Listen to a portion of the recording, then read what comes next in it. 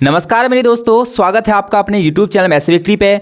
Physics की आज हम लेके आए हैं दूसरी क्लास उत्तराखंड वन दरोगा फिजिक्स, है ना। आपकी डिमांड थी, उस डिमांड को पूरा कर लिया है और अब उस जो डिमांड की हुई थी उसके पीछे बहुत ज़्यादा मेहनत की जा रही है। और ऐसे क्वेश्चन मैं अभी आपको पहले चैप्टर नंबर 1 के जो भी टॉपिक है सारे कवर कराऊंगा। उसके बाद आपको मैं दिखाऊंगा जिस प्रकार स्केलर का पेपर बना था। आपको पता होगा अच्छे अच्छे बच्चों की हवा टाइट हो गई थी स्केलर के पेपर में। हुआ क्या हुआ भैया, ये कि उसमें न्यूमेरिकल आ गए। अब कुछ लोग मुझसे बोल रहे हैं, कई बच्चों के कमेंट भी हैं और कमेंट आना लाजमी है कि सर थोड़ा सा लेवल बढ़ाइए। भैया ये थ्योरी है, थ्योरी में क्या ही लेवल बढ़ा सकता हूं मैं, है ना। थ्योरी में लेवल नहीं बढ़ा सकता हूं, लेवल बढ़ाऊंगा। बस रुक जाओ मेरे भैया। इससे पहली जो एक्सरसाइज है चैप्टर नंबर 1 पढ़ लो, उसके बाद मैं दिखाऊंगा कि पेपर कैसा आता है और क्या पेपर का लेवल रहता है। ठीक है, सारे न्यूमेरिकल करूंगा। बस चीजों को तो मेरे साथ नोट करते रहो। उस प्रैक्टिस सेशन के अंदर हम जो करेंगे 1 से 1.5 घंटे में सारे न्यूमेरिकल उड़ा रहे होंगे। तो अभी हमारी ये थ्योरी की क्लास है, अभी आप लोगों को इसको लिखना है, चीजें नोट करनी है, चीजों को समझना है। ठीक है, बेहतरीन समझ में आ रहा होगा। इससे पहली क्लास हमने दूरी और विस्थापन पढ़ लिया था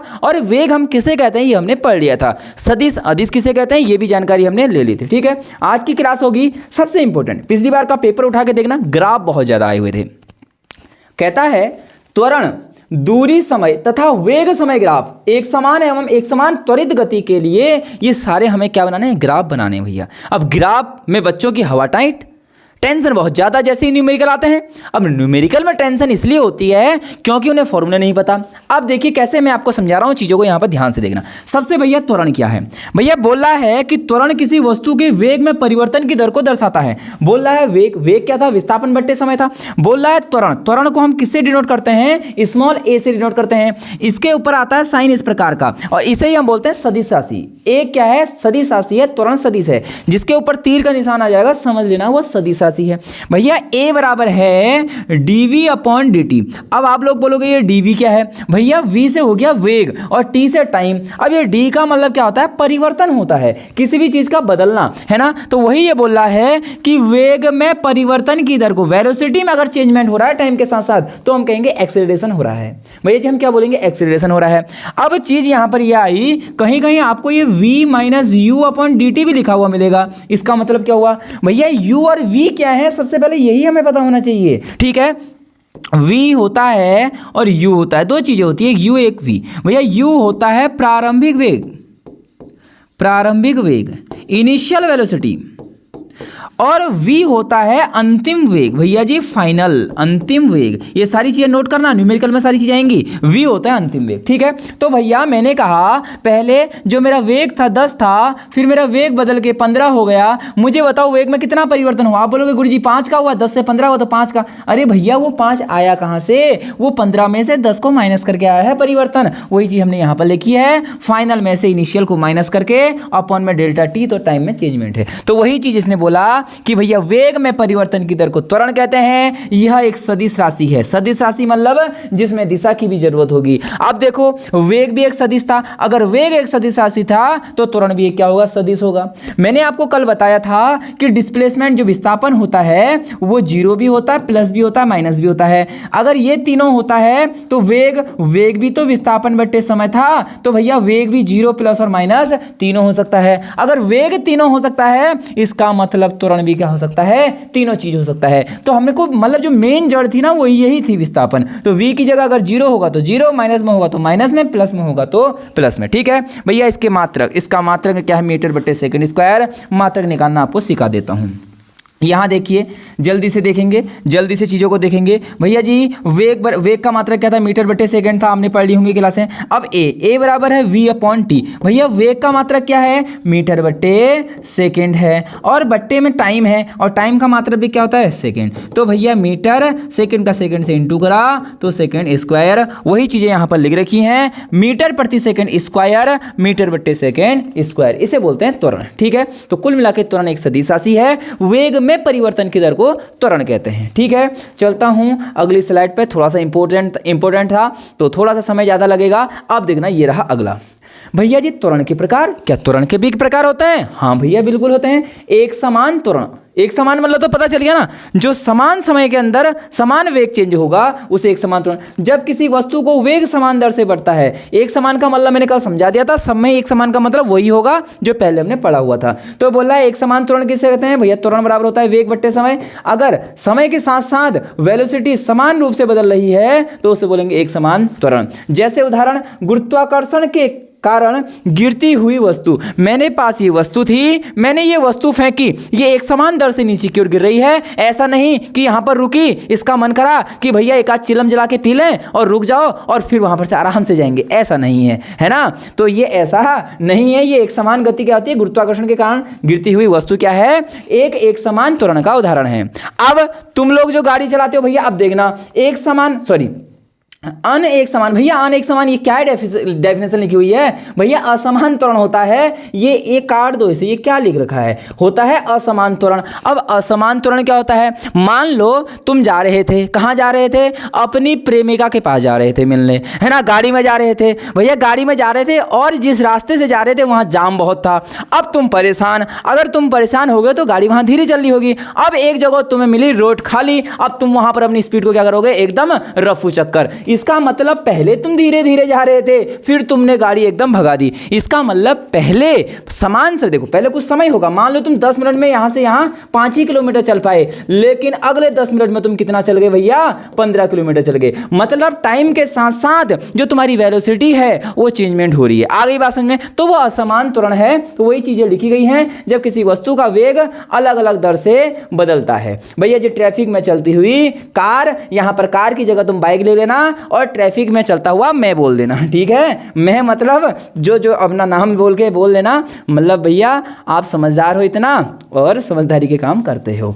दूरी समय ग्राफ वेरी वेरी इंपॉर्टेंट, हंसी मजाक के साथ क्लास को पढ़ेंगे, नो टेंशन, कोई भी टेंशन लेने की जरूरत नहीं है। ये दूरी समय ग्राफ है क्या भैया, ये देखो ग्राफ है, ये ग्राफ है और ऊपर की ओर क्या है भैया, दूरी है, इधर की ओर क्या है, समय। इंपॉर्टेंट है, चीजों को ध्यान से देखना, ऊपर की ओर दूरी है, इधर की ओर समय है। भैया एक समान गति के लिए बोल रहा है कि एक समान गति में वस्तु समान समय में समान दूरी तय करती है। बोल रहा है कि समान समय में समान दूरी तय करती है। दूरी समय ग्राफ एक सीधी रेखा होती है जिसका ढाल नियत होता है। भैया ये देखो, ये देखो, ये दिख रहा है तुम्हें, एक ढाल दिख रहा है नियत। भैया ये सीधा है, एकदम एकदम सीधी रेखा है। और कहाँ से स्टार्ट हो रही है मेरे भैया, 0 से स्टार्ट हो रही है। इसका मतलब यहां देखो, जब एक हुआ, जब समय 1 सेकेंड हुआ तो इसकी दूरी कितनी थी, 8 मीटर थी। भैया जी दिख रहा होगा आपको। जब इसका समय 2 सेकेंड हुआ तो इसकी दूरी कितनी हो गई मेरे भैया, 16 हो गई। जब दूरी 3 सेकेंड था इसकी दूरी 24। मतलब हर एक सेकेंड के अंदर इसकी दूरी बराबर रूप से बढ़ रही है, पहले 8 फिर 16 फिर 24 फिर 32, आगे को एक सेकेंड बढ़ रही है। तो इसका मतलब ये हुआ कि जो दूरी, ये दूरी और समय का ग्राफ भैया यहां पर लिख रखा है। एक समान गति में वस्तु समान समय में समान दूरी तय करती है, आपको दिख ही गया है। हर एक सेकंड के अंदर 8 मीटर की दूरी तय कर रही है। दूरी समय ग्राफ एक सीधी रेखा होती है। क्वेश्चन पूछ देगा, समय दूरी समय ग्राफ में एक सीधी रेखा किस किस को बताता है, ठीक है। तो आप बोलोगे कि ये किसको बताता है, एक समान गति के लिए ये होता है। भैया जी क्या ग्राफ ऐसे भी बन सकता है, मैंने कहा चीजें यहां से स्टार्ट करो। तब यहां पर देखो ना, ये प्रारंभिक स्थिति है और प्रारंभिक स्थिति u0, इस समय इसका वेग 0 होगा। अभी आगे की ग्राफ में बताऊंगा जिस समय मैं वेग की बातें करूंगा। ये रहा अगला, एक समान त्वरित गति के लिए। भैया क्या बोल रहा है, एक समान त्वरित गति। एक समान मतलब पता चल गया है, त्वरित मतलब त्वरण हो गया, गति मतलब मोशन। अब देखते हैं यहां पर भैया, ये देखो त्वरण, ये रहा त्वरण का ग्राफ, ये रहा समय, ये रहा त्वरण। अब यहां पर देखो ये चीजें क्या हो रही है, एक समान समय बढ़ रहा है लेकिन त्वरण नहीं बढ़ रहा है। इसका मतलब क्या हुआ भैया, इसका मतलब वेलोसिटी 0, ठीक हो गया। भैया ये क्या है, वेग और समय एक समान, देखो यहां देखो, ये समय है और ये वेग है, ये एक समान रूप से बढ़ रहा है। इसका मतलब समय के साथ साथ वेग भी क्या हो रहा है, ये देखो एक समान रूप से बदल रहा है। और यहां पर क्या लिख रखा है, विस्थापन और समय। यहां पर चीजें ग्राफ ये हैं, देखो बहुत सारे ग्राफ होते हैं, मैं ग्राफ का ही मतलब पहले तुम्हें समझाता हूं। एक ग्राफ तो ये हुआ, इसका मतलब चीजें बराबर रूप से आगे को बढ़ रही हैं, ठीक है। दूसरा ग्राफ ये हुआ, इसका मतलब चीजें पहले एकदम तो बढ़ रही हैं फिर धीरे धीरे घट रही हैं, ठीक है। इस समय हमेशा जो भी चीज रहेगी वो कैसी रहेगी, पॉजिटिव रहेगी। एक ग्राफ ये होता है, देखो पहले तो ये घटा घटा घटा फिर लास्ट में बढ़ रखा है। भैया इस समय सॉरी ये नेगेटिव है ना, ये घट रहा है ना बाद में, तो जो घटेगा वो क्या होगा, नेगेटिव होगा। तो ये चीज़ें पहले बढ़ रही हैं फिर घट रही हैं, तो ये नेगेटिव ग्राफ है। यहाँ देखो चीज़ें पहले धीरे धीरे बढ़ रही हैं और फिर लास्ट में बहुत ज़्यादा बढ़ रही हैं, तो ये कैसा ग्राफ हो जाएगा, पॉजिटिव ग्राफ हो जाएगा। ठीक है, वही सारी बातें लिख रखी हैं, देख लेते हैं। एक समान त्वरित गति में वस्तु हर समय अंतराल में बढ़ती हुई दूरी तय करता है। भैया जी एक समान त्वरण क्या हो जाएगा, फिर ये एक समान त्वरण की गति हो जाएगा। अलग अलग ग्राफ के लिए अलग अलग चीजें, यहाँ पर एक समान त्वरण है, ठीक हो गया, यहाँ त्वरण हो जाएगा, यहाँ समय हो जाएगा, तो एक समान रूप से चीजें आगे की ओर क्या हो रही है, बढ़ रही हैं। भैया जी आगे को क्वेश्चन लिख रखा है, अपवर्ड कर्व अगर होगा तो एक्सेलरेशन होगा, भैया जी डाउनवर्ड कर्व होगा तो डिक्लेरेशन होगा। भैया जी इसे ही हम बोलते हैं मंदन। ये देखो अगर चीज़ें क्या हो रही हैं, है ना, क्या हो रही हैं, अपवर्ड कर्व हो रही हैं तो प्लस में हो गए, जिसे हम त्वरण बोलेंगे। अगर चीज़ें ऐसे चल रही हैं तो ये क्या हो जाएगा, मंदन हो जाएगा। त्वरण के ऋणात्मक दर को ही मंदन कहते हैं। ठीक हो गया। अगला चीज़ क्या लिख रखा है भैया जी, ग्राफ यहाँ पर लिखा है यदि ग्राफ सीधी रेखा में ऊपर की ओर झुका हो तो वस्तु त्वरण में है। इसका मतलब ये वस्तु किसमें है, त्वरण में है। यहाँ पर चीज़ें क्या हो रही है, मंदन हो रही है, त्वरण पहले बढ़ रहा है फिर नीचे घट गया। ठीक है, और यहाँ पर देखो चीज़ें धीरे धीरे बढ़ रही हैं, तो इसका मतलब चीज़ें क्या है, पॉजिटिव हैं। क्वेश्चन इंपॉर्टेंट है, क्वेश्चन बोलेगा दूरी समय ग्राफ वक्र रेखा कैसा होता है, परवलय होता है। दूरी समय ग्राफ का जो वक्र रेखा है वो कैसा होता है भैया जी, परवलयाकार होता है। इस चीज को आप लोग नोट करेंगे। चलते हैं अगले क्वेश्चन की ओर। फिर एक नया ग्राफ आया, अब वेग वाला ग्राफ आ गया। सारे ग्राफ लाया हुआ हूं, वेग समय ग्राफ। यहां देखो ऊपर की ओर वेग लिखा है, इधर की ओर क्या लिखा हुआ है, समय लिखा हुआ है। भैया ये चीजें बढ़ रही हैं, बताओ कि पॉजिटिव होगा कि नेगेटिव होगा। आप बोलोगे गुरुजी पॉजिटिव, पहले धीरे बढ़ा फिर एकदम से बढ़ने लग गया, इसका मतलब ये कैसा होगा, पॉजिटिव वेग होगा। ठीक हो गया। एक समान गति में वस्तु का वेग नियत रहता है। वेग समय ग्राफ एक क्षैतिज सीधी रेखा होता है। भैया जी यहाँ देखो ऐसे भी हो सकता है कि मान लो तुमने ये सीधी रेखा ऐसे कर दी, इस समय क्या है, एक समान वेग से चीजें आगे की ओर क्या हो रही है। इस समय तो वेलोसिटी 0 है ना, क्योंकि यहाँ को क्या है भैया, वेग है ऊपर की ओर, और वेग तो हमेशा वही है, समय बढ़ रहा है। देखो समय में आगे की ओर बढ़ रहा है, मान लो 1 2 3 4 5 समय बढ़ रहा है लगातार, और समय के साथ वेग चेंज नहीं हो रहा है, तो वेलोसिटी क्या हो जाएगा, यहाँ पर 0 हो जाएगा। ठीक है, ये सारे ग्राफ मैं क्वेश्चन के रूप में लाऊंगा इनको, तो आपको बहुत बेहतरीन समझ में आएगा। अभी आपको सिर्फ ये चीज़ें लिखनी है, थ्योरी लिखनी है। क्वेश्चन कहता है सारांश। ये सारांश क्या है, त्वरण वेग परिवर्तन की दर को दर्शाता है। ठीक है, जो त्वरण है वेग में परिवर्तन की दर को दर्शाता है। एक समान गति में वेग नियत रहता है और त्वरण शून्य होता है। एक समान वेग, आप देखो यहाँ पर एक और अच्छा पॉइंट निकल के आया हमारे सामने। हमने बोला कि एक समान वेग, ये वेग क्या है, एक समान है, v इक्वल टू कॉन्स्टेंट है। भैया अभी हमने बोला था कि एक्सेलरेशन क्या होता है, वेग में परिवर्तन बट्टे समय होता है। मैंने बोला वेग कांस्टेंट है, मतलब वेग बदल ही नहीं रहा है। जब वेग नहीं बदल रहा है मेरे भैया, तो त्वरण कहाँ से होगा, नहीं होगा ना, त्वरण नहीं होगा, बिल्कुल नहीं होगा। तो भैया क्वेश्चन बोल देगा कि जब v नियतांक होता है, v कांस्टेंट होता है, या फिर बोल देगा कि एक व्यक्ति की प्रारंभिक वेग 5 मीटर पर सेकेंड था और अंतिम वेग उसका 5 मीटर पर सेकेंड था, बताओ उसका त्वरण कितना होगा। आप लोग बोलोगे कि त्वरण उत्पन्न ही नहीं होगा। क्यों, क्योंकि भैया वेग में परिवर्तन ही नहीं हुआ, पहले भी 5 था अभी भी 5 है, इसका मतलब जो एक्सेलरेशन है वो 0 होगा। वही चीज यहाँ पर लिखी हुई है। एक समान त्वरित गति में वेग समान दर से बढ़ता है। ठीक हो गया भैया। दूरी समय ग्राफ एक समान गति के लिए सीधी रेखा और त्वरित गति के लिए वक्र रेखा होता है। वेग समय ग्राफ एक समान गति के लिए क्षैतिज रेखा और त्वरित गति के लिए ढलान वाली रेखा होती है। मैंने ऊपर ग्राफों में ये सारी चीजें बात कर ली। ठीक है, मैं पॉइंट दर पॉइंट आपको पढ़ा रहा हूँ।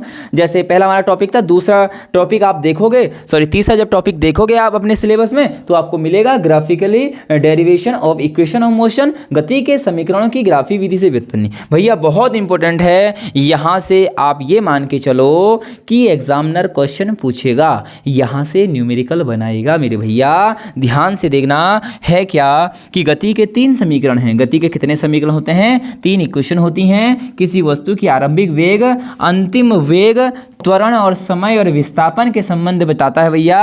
वेग समय ग्राफ की सहायता से व्युत्पन्न किया जाता है। हम इसे डेरिवेशन कैसे करते हैं ये सारी कुछ है, लेकिन ये बताने का आपको कोई औचित्य नहीं है, आपको सिर्फ याद रखना है फॉर्मूले। भैया पहला होता है v बराबर u प्लस at, पहली इक्वेशन है। ठीक है, यहाँ v क्या है मैं लिखते रहूँगा, अंतिम वेग। ठीक है, फाइनल वेग वेलोसिटी भैया ये प्रारंभिक है, ये प्रारंभिक वेग है। ए से क्या होता है भैया, त्वरण होता है। टी से क्या होता है समय। ये सारी चीज़ें होती हैं, आपको पता होनी चाहिए। दूसरा समीकरण, गति का द्वितीय समीकरण क्या होता है भैया जी, एस बराबर, है ना, यहाँ पर लिखा हुआ नहीं है तो मैं यहाँ पर लिख देता हूँ एस बराबर U T plus half A T square, जहाँ पर टी समय, ए क्या था, त्वरण था, टी समय, यू प्रारंभिक वेग, एस क्या है यहाँ पर मेरे भाई मेरे बहन, विस्थापन है। क्या है, विस्थापन। अगला बोलता है गति का तृतीय समीकरण वी स्क्वायर बराबर, भैया तीसरी समीकरण भी है वी स्क्वायर बराबर यू स्क्वायर प्लस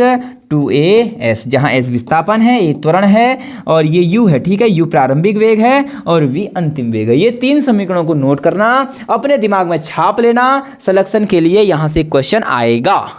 ठीक हो गया। अब देखो कभी कभी क्या होता है ना भैया जी, इसमें गुरुत्वाकर्षण के अधीन भी समीकरण पूछ लेता है ना। अब गुरुत्वाकर्षण के अधीन अगर हम करेंगे तो ज़्यादा कुछ नहीं करना होता, मैं आपको शॉर्ट फॉर्म में बता देता हूँ भैया जी। अब देखो है ना, v और u तो यही रहते हैं, लेकिन जब हम ऊपर की ओर वस्तु को फेंकते हैं ना गुरुत्वाकर्षण के अधीन, तो विस्थापन की जगह हाइट हो जाएगी, तो जहाँ जहाँ s है वहाँ वहाँ h रख देना, ठीक है। और एक्सीलरेशन की जगह क्या आ जाएगा, गुरुत्वीय त्वरण आ जाएगा। क्या आ जाएगा, गुरुत्वीय त्वरण। अगर नीचे की ओर वस्तु गिरेगी तो g, a की जगह प्लस, a की जगह रख देना प्लस का g। अगर वस्तु ऊपर की ओर जाएगी तो एक ही जगह आ जाएगा माइनस का जी। अब ऐसा क्यों भैया, हमने बॉल ऊपर की ओर फेंकी है और उसके विपरीत ओर लग रहा है क्या, गुरुत्वाकर्षण त्वरण, तो नीचे की ओर हमने बॉल ऊपर की ओर फेंकी, तो एक दूसरे के विपरीत है तो बीच में माइनस आ गया, ठीक है। तो इन समीकरणों में अगर तीन कंडीशन होती हैं, बॉल ऊपर की ओर फेंकेंगे तो ए की जगह माइनस जी और एस की जगह तो हमेशा एच रखना होता है इन तीनों इक्वेशनों में। अगर वस्तु नीचे की ओर गिर रही होगी तो तुम्हें क्या करना है, जहां जहां ए है वहां वहां जी रख देना,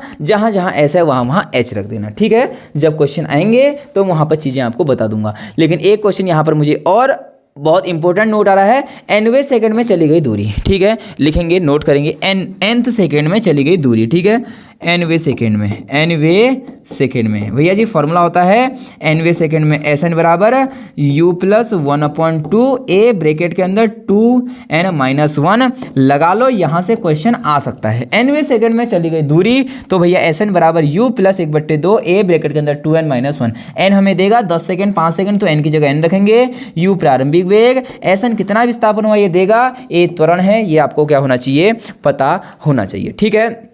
जल्दी से चीज़ों को आप लोग क्या करेंगे, नोट करेंगे। s बराबर, इस चीज़ को आप नोट करें क्योंकि आपको ये पीडीएफ में चीज़ें मिलने वाली नहीं है। ठीक हो गया, ठीक हो गया, ठीक है। चलते हैं अगले क्वेश्चन की तरफ।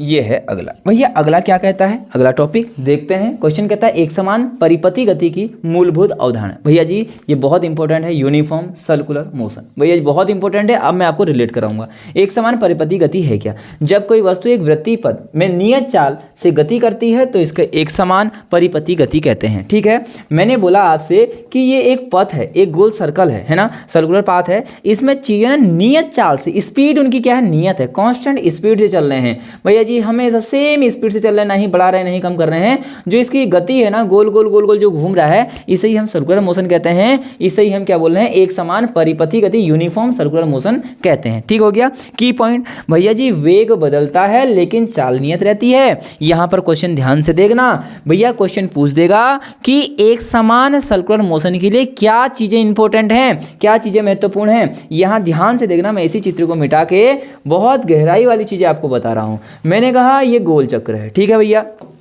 इसके अंदर जब आप घूम रहे हो ना, मैंने कहा एक व्यक्ति घूम रहा है जो जिसकी स्पीड क्या है, हमेशा सेम है भैया, सेम स्पीड है मान लेते हैं, लेकिन स्पीड तो सेम है लेकिन उसकी दिशा हर बार क्या हो रही है, बदल रही है। आप देख रहे हो ना, हमेशा दिशा क्या हो रही है, बदल रही है। जब दिशा बदल रही है तो क्या होगा, दिशा बदल रही है तो क्या होगा भैया, जल्दी बताओ। जब दिशा बदलेगी तो उसका वेग बदलेगा, वेग बदलेगा, और वेग बदलेगा तो उसमें क्या उत्पन्न होगा, त्वरण उत्पन्न होगा, ठीक है।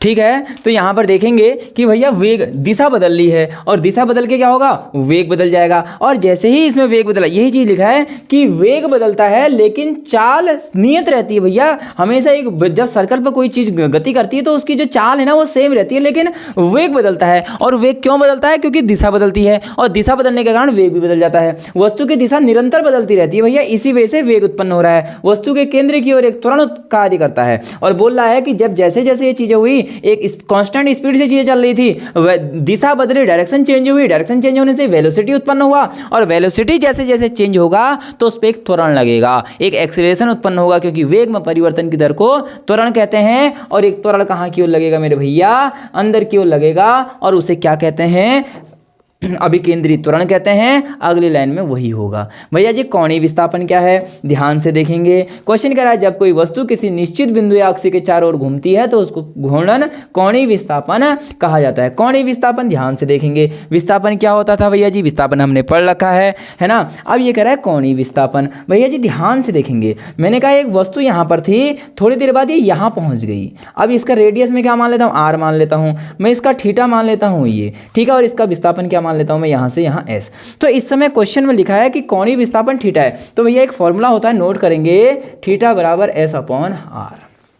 ये चीज को नोट करेंगे, थीटा बराबर है s अपॉन आर, जहां थीटा क्या है, कोणीय विस्थापन है, वृत्तखंड की लंबाई है कि ये कहां से कहां गया। देखो विस्थापन यहां थी पहले, वस्तु ऑब्जेक्ट कहां थी, ऑब्जेक्ट पहले कहां पर था, यहां पर था, फिर ऑब्जेक्ट यहां पर चली गया, तो ये विस्थापन हुआ s है ना। इसकी रेडियस कितनी, आर, यहां से यहां हुआ, और भैया ये थीटा, तो यही क्या है, यहां पर विस्थापन हो रहा है भैया, कितना कोणीय विस्थापन, कि कौन बन गया ना कोणीय विस्थापन, तो थीटा बराबर है s अपॉन आर। भैया जी इसका इंपॉर्टेंट चीज है SI मात्रक, ठीक है, SI मात्रक इसका क्या होता है, रेडियन होता है, ठीक है। तो कोणीय विस्थापन का SI मात्रक रेडियन होता है भैया जी, और एक और होता है डिग्री, है ना, कितना होता है डिग्री, तो 1 रेडियन बराबर 57.3 डिग्री वैल्यू आपको याद करनी है, ठीक है। ये तो बहुत छोटी मोटी डेफिनेशन है, इनके सारे फॉर्मूले आपको याद करने हैं, क्योंकि एग्जाम में जो आपको दिखेंगे ना न्यूमेरिकल ज्यादा दिखेंगे। कोणीय विस्थापन के उदाहरण भैया जी इंपॉर्टेंट है, पंखे का घूमना, आप देखते हैं कि पंखा घूम रहा है ना, पंखा घूमता है गोल गोल, मतलब जैसे ये है, इसके चारों ओर ऐसे घूम रहा है ना, हर समय इसका क्या हो रही है, दिशा चेंज हो रही है, ऐसे घूम रहा है पंखा, तो ये कोणीय विस्थापन तो है, ये कोणीय विस्थापन है, ठीक हो गया। भैया जी पंखे का घूमना, पृथ्वी का अपने धुरी पर घूमना, पृथ्वी अपने धुरी पर घूम रही है, ये भी किसका है, कोणीय विस्थापन का उदाहरण है। घड़ी की सुइयां आप देखते हैं एक सेंटर के चारों ओर घूमती हैं, वो भी किसका है, कोणीय विस्थापन का। सड़क पर लुढ़कते पहिए का गति करना, ये सभी इसके एग्जाम्पल हैं। अगला कोणीय वेग, भैया वेग हमें पता है, वेग बराबर विस्थापन बट्टे समय, वेग बराबर विस्थापन बट्टे समय होता है। अब आगे से कोणीय लग गया, तो यहां भी आप कोणीय लगा दो, कोणीय वेग, अगर यहां कोणीय लग गया तो यहां भी कोणीय लगा दो। डेफिनेशन इंपॉर्टेंट सारी वही है, आपको पहली वाली क्लास पता है तो ये आसान है।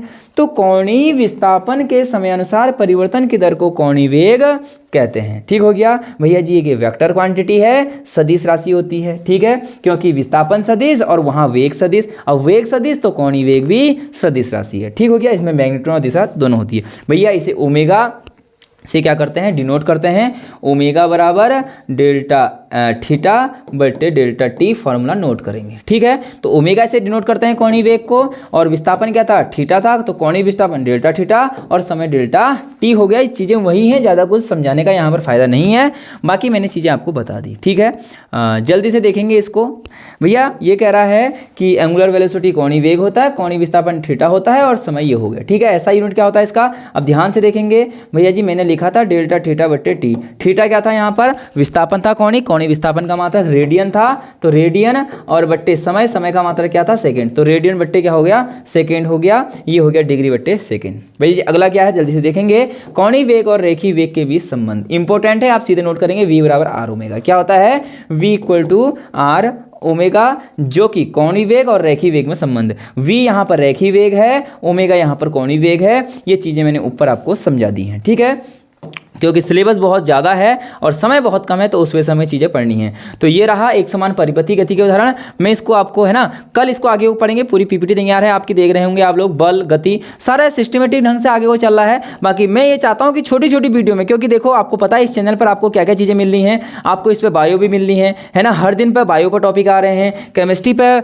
क्लासें स्टार्ट हो गई हैं, फिजिक्स पर स्टार्ट होगी, तो आपको क्या ही टेंशन लेना है। और मैं आपसे बोल रहा हूँ कि 20 मार्च या फिर 25 मार्च तक मैं आपको पूरा सिलेबस कंप्लीट करके दूंगा। ये आपके अपने बड़े भाई का क्या है, एक वादा है, मैं आपको ये सिलेबस पूरा करके दे दूंगा।